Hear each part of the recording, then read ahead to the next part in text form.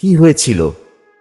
যখন এক সাধুকে কৈলাস পর্বতে যেতে বাধা দেওয়া হয়, কিন্তু তারপরে সেখানে ঘটে গেল এমনই এক অদ্ভুত ঘটনা যা শোনার পর আপনার গায়ের লোম শিউরে উঠবে। বন্ধুরা, এই ঘটনাটি শুরু হয় দিব্য এক সাধু বাবাকে নিয়ে, যার নাম হল গোপাল গিরি মহারাজ। সে সময় তিনি ভারতের বিভিন্ন তীর্থস্থান পরিদর্শন করে ধর্ম লাভ করছিলেন। কিন্তু যখন তিনি ভগবান পশুপতিনাথের দর্শনে কাঠমান্ডু পৌঁছান, তখন তিনি জানতে পারলেন যে কাঠমান্ডু থেকেই কৈলাস মানস সরোবর যাত্রা শুরু করা হয়। গোপাল গিরি মহারাজের ছোটবেলা থেকেই স্বপ্ন ছিল কৈলাস পর্বত পরিক্রমা করার। সুযোগও ভালো ছিল, আর এটিকে ভগবানের ইচ্ছে মনে করে যাত্রার জন্য এগিয়ে পড়লেন।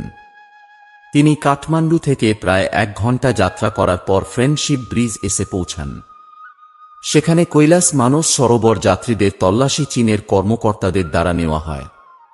ফ্রেন্ডশিপ ব্রিজটি নেপাল চীন বর্ডারে অবস্থিত। এখানে সব রকম ডকুমেন্ট পুরো হওয়ার পরই যাত্রীদের যেতে দেওয়া হয়। সাধু বাবা এগিয়ে যেতে শুরু করেছিলেন, কিন্তু তখনই সেখানে হঠাৎ করে এক টর্নেডো চলে আসে, আর চারিদিক অন্ধকারে ছেয়ে যায়। চীনের কর্মকর্তারা খবর পান যে কৈলাস মানস সরোবর যাত্রার পথে অনেক বড় এক টর্নেডো এসেছে, সেই জন্য যাত্রীদের আগে যেতে নিষেধ করা হয় এবং চীনের কর্মকর্তারা যাত্রীদের সেখানেই আটকে রাখেন। কিন্তু গোপাল গিরি মহারাজ থামলেন না। তিনি কোনো ভয় ছাড়াই এগিয়ে যেতে শুরু করলেন। সে সময় সেখানকার অবস্থা এতটাই খারাপ ছিল যে সবাই এদিক ওদিক ছোটাছুটিতে ব্যস্ত ছিল। আর সেই সুযোগেই গোপাল গিরি মহারাজ সেই টর্নেডোর ভিতরে ঢুকে পড়ে। সবাই ভাবলেন যে সে কোনো মতেও বেঁচে ফিরতে পারবে না, কারণ টর্নেডো অনেক বড় ছিল। প্রথম যাত্রায় গোপাল গিরি মহারাজ টর্নেডো চিরে বেরিয়ে নিলমে পৌঁছায়, যা তিব্বতে অবস্থিত। আর তিব্বত থেকে প্রায় 260 কিলোমিটার সফর করার পর সাগা পৌঁছায়। সেখান থেকে ওই সাধু বাবা প্রয়াগে পৌঁছায়।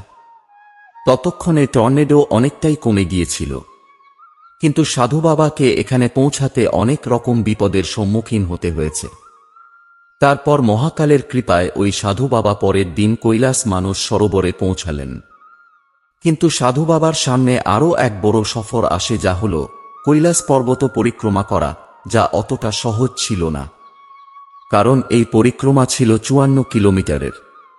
কিন্তু ওই সাধু বাবা হর হর মহাদেব জপ করতে করতে এই পরিক্রমা মাত্র 6 থেকে 7 দিনের মধ্যেই সমাপ্ত করে ফেলেন। বাস্তবে এটি কোনো সাধারণ মানুষের দ্বারাই সম্ভব ছিল না, কিন্তু এই পরিক্রমার পথে ওই সাধু বাবার সাথে এমন এক অলৌকিক ঘটনা ঘটল, যা দেখে সাধু বাবাও হুঁশ হারিয়ে ফেলেন। আসলে সেখানে উপস্থিত এক গুহার ভিতরে তিনি একটি শিশুকে দেখতে পান। হতে পারে ঝড় বৃষ্টির কারণে শিশুটি তার মা বাবার কাছ থেকে আলাদা হয়ে পড়েছে। সাধু বাবা বাচ্চাটির জীবন বাঁচালেন আর তাকে কাঁধে করে নিয়ে পুনরায় কাঠমান্ডুর দিকে রওনা হলেন। কিন্তু আশ্চর্যের বিষয় হল, ফ্রেন্ডশিপ ব্রিজে এখনো পর্যন্ত টর্নেডো উপস্থিত ছিল। এরপর সেখানে উপস্থিত সব মানুষ আর কর্মকর্তারা দেখলেন যে কোনো এক ব্যক্তি সেই টর্নেডোকে চিরে বেরিয়ে এগিয়ে আসছেন। কিছুক্ষণ পর সাধু বাবা আর ছোট্ট শিশুটিকে দেখে সবাই আশ্চর্য হয়ে পড়লেন। সবাই ওই সাধু বাবাকে প্রশ্ন করলেন, আপনার জীবনের ওপর কি একটুও মায়া নেই? আপনি আপনার জীবনকে এত বড় বিপদে ঠেলে দিলেন। তখন ওই সাধু বাবা বলেন যে এইসব আমার মহাদেবের আদেশ ছিল, তিনি আমার দ্বারায় এই ছোট্ট শিশুটিকে বাঁচাতে চেয়েছিলেন। এরপর ওই সাধু বাবা শিশুটিকে পুলিশের হাতে তুলে দেন।